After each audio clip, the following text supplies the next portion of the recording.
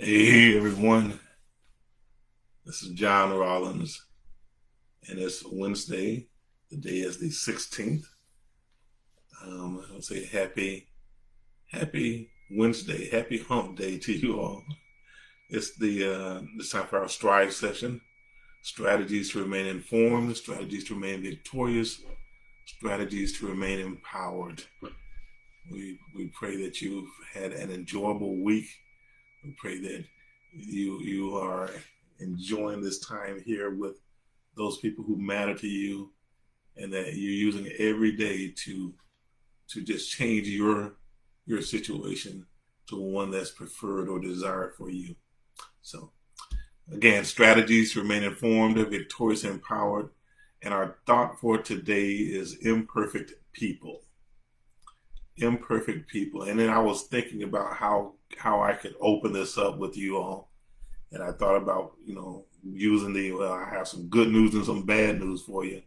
I'm not going to do that. Imperfect people. And this is what I will say is when I fully grasped the idea or the concept that the world is full of imperfect people, myself being number one, it made my time here so much less pressurized. I quit putting so much pressure on myself. I've lost the desire to continually compare myself with other people. We all have our areas of our imperfection. Okay, so I want to go through some stuff with you on this evening, and I hope to share something with you that will that will resonate with you, that will linger in your mind for a little bit, and maybe it will liberate you. All right. So perfection. Perfection is, from the dictionary, it's a condition or a state of or quality of being free or as free as possible of any flaws or defects. Okay. Or it's the action or process of improving something until it is faultless or until it is as faultless as possible. And I want to focus on that, as free as possible or as faultless as possible from defects. Okay, which even that in and of itself suggests that you do the best you can, but it may not be possible for you to achieve that state of perfection.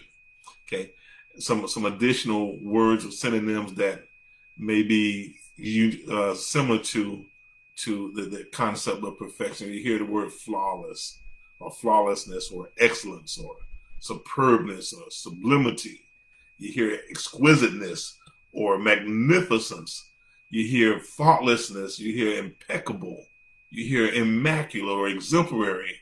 Okay. All of these are words or adjectives that we may use to try to describe the ideal situation, the ideal person, or maybe we use those words to try to describe the ideal state or preferred state of being for ourselves.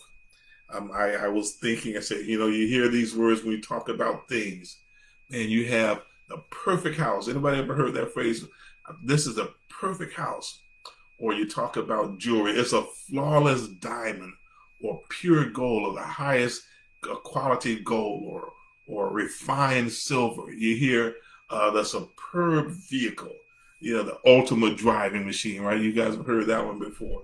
Some even go as far as to try to describe or define an interaction with time, the perfect time, the perfect relationship, the perfect evening, flawless beauty. We hear those statements, but what do they mean, and what does it look like? Okay, does perfection really exist?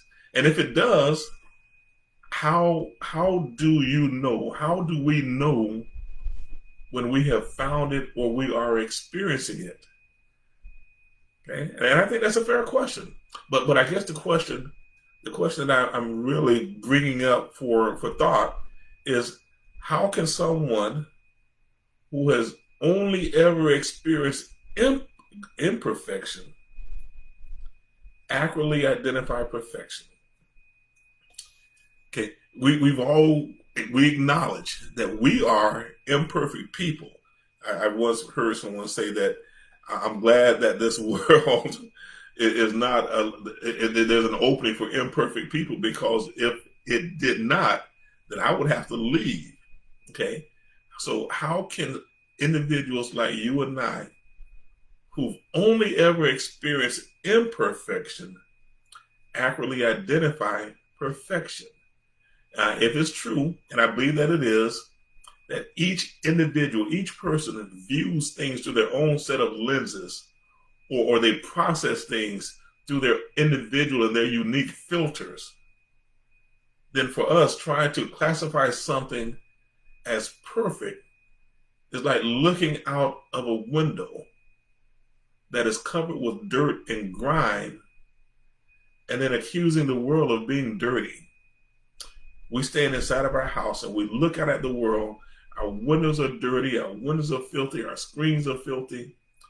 But we're upset with the world because the world looks dirty. Okay, I don't know if you've ever seen the movie My Cousin Vinny. For whatever reason, that I kind of like that movie. I don't even know why, but I like that movie. Okay, and in the movie there's this trial, and if you've seen the movie, you're familiar with it. And Vinny is interrogating one of the eyewitnesses, and this is a gentleman who claims to have been able to identify the two suspects from his upstairs apartment. So Vinny's girlfriend, she is taking some pictures, or maybe Vinny took them, I don't know, but they have some pictures, and they're cross-examining this witness, and so Vinny shows this guy some pictures. He shows and says, "So what is these things here?" He say, "Yeah, this gray mesh thing here. What is that?" Guy says, "It's a screen." Okay, and the screen is behind what? It's protecting this window, this dirty window. It says, "Yeah." And then if you look outside, what are these little things here? And he says, "Leaves." He says, "What are leaves? Leaves on what? Trees?" And he goes through and he says, this man is looking out. He's able to accurately identify two suspects from an upstairs window, looking out of a dirty, grimy, filthy window with crud all over the screen. He's trying to look through leaves. He's trying to look through bushes, trying to look through trees, and he's looking over a distance. But he can accurately identify that those two individuals. So when Vinny goes through that series of questioning, the guy says, "Well, maybe I didn't see what I thought I saw." In other words, the guy's perspective was filled with things that obstructed his ability to accurately identify what he thought he saw.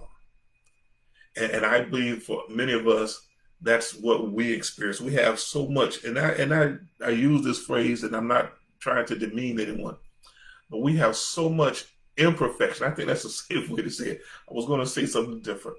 Okay, but we have so much imperfection that governs how we view things, and then we're looking out for a perfect system.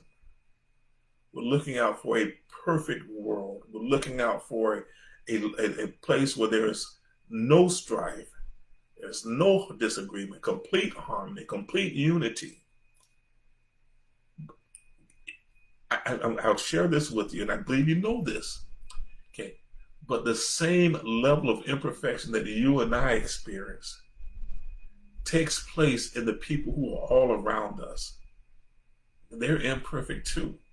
And so I think it's challenging for us to demand perfection from others when we understand and realize that we are offering them an imperfect companion in the relationship, companion in the business deal. We have our own issues. Okay, so do this for me for a moment. Just use your imagination and try to picture a world where no one has a single flaw. I mean, not a single one. Be no distinguishing characteristics that would allow us to be picked out or picked on because everyone would have the same traits. Our eyes would be the same, our hair color, our hair length, our texture, our body size, our height, our weight. Everybody would be identical. We would all have a same smile, all 32, evenly spaced, a perfect overbite, we will be perfect. Okay, here's my question. In your world that you're imagining, who are you using as the standard? What image do you have in your mind of what that perfect situation, that perfect person looks like? So the question that came to mind, and I imagine this, you hear the $1 million question is, so who initiated this concept of imperfection? Where did it come from? I searched the scriptures. I looked in the New Living Translation version of the Bible. I think there was one mention of the word imperfection. It was Paul talking to the Corinthians. He says, we see through an imperfect, we're imperfect now. The Message version of the Bible had 2 references, and I'll share those with you in a little bit. The Amplified version, I found 6. King James, New King James, all the NIV, I didn't find imperfection at all. Okay, this is what I found in the Message Bible, and I'm sharing this with you because I want you to go from where I think this idea of imperfection started, but how this idea of imperfection will be ended for all of us. Okay, so it's in the book of Ezekiel, and I'm reading the Message version of the Bible, but it starts at the 20th chapter, verse 11. And many of you are familiar with this passage. It says, God's message came to me. This is Ezekiel talking. Son of man, raise a funeral song over the king of Tyre. Tell him a message from God, the master. You had everything going for you. You were in Eden, God's garden. You were dressed in splendor. Your robe studded with jewels, carnelian, peridot, and moonstone, beryl, onyx, and jasper, sapphire, turquoise, and emerald, all in settings of engraved gold. A robe was prepared for you the same day you were created. You were the anointed cherub. I placed you on the mountain of God. You strolled in magnificence among the stones of fire. From the day of your creation, you were sheer perfection. And then imperfection, evil, was detected in you. In much buying and selling, you turned violent, you sinned. I threw you out, disgrace, off the mountain of God. I threw you out, you, the anointed angel cherub. No more strolling among the gems of fire for you. Your beauty went to your head. You corrupted wisdom by using it to get worldly fame. I threw you to the ground and sent you sprawling before an audience of kings and let them gloat over your demise. By sin after sin after sin, by your corrupt ways of doing business, you defiled your holy places of worship. So I set fire around and within you and burned you up. I reduced you to ashes. All anyone sees now when they look for you is ashes, a pitiful mound of ashes. All who once knew you now throw up their hands. This can't have happened. This has happened. Okay, so you say, John, what are you saying? I'm saying that perfection was our original state. Imperfection came as a result of us or sin, but that's not where it is. That's not where it is, where it ends. In the book of Hebrews, chapter 10, again, we're reading from the Message Bible, okay, beginning in verse 11, it says, every priest goes to work at the altar each day, offers the same old sacrifices year in, year out, and never makes a dent in the sin problem. As a priest, Christ made a single sacrifice for sins, and that was it. Then he sat down right beside God and waited for his enemies to cave in. It was a perfect sacrifice by a perfect person to perfect some very imperfect people. By that single offering, he did everything that needed to be done for everyone who takes part in the purifying process. The Holy Spirit confirms this. This new plan I'm making with Israel isn't going to be written on paper. There isn't going to be chiseled in stone. This time I'm writing out the plan in them, carving it on the lining of their hearts. He concludes, I will forever wipe the slate clean of their sins. Once sins are taken care of for good, there's no longer any need to offer sacrifices for them. Perfection, imperfection, back to perfection. Guys, guess what? even though we are currently imperfect people, we don't have to remain that way. That excites me. There's this song by Hezekiah Walker, and it's called "Calling My Name." And we're getting ready to wrap up. We try to keep this in about 15 minutes. The song says, "How many times do I go against your will? How many times do I go against your will?" He says, "I've sinned, but you still keep calling my name. Then he said, how many times do I go against your will? Then you forgive me. And still, I turn around and do the things I shouldn't do.